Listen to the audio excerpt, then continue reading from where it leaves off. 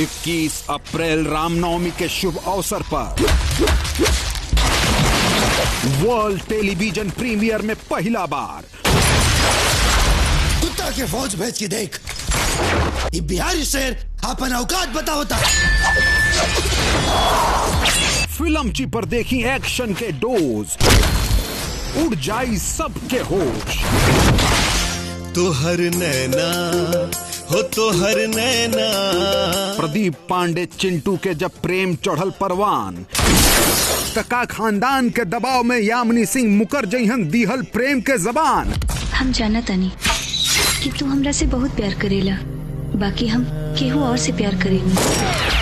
World television premier में film प्रेम गीत रामनवमी के दिन 21 अप्रैल दोपहर 1 बजे और शाम 7 बजे सिर्फ फिल्म ची पर।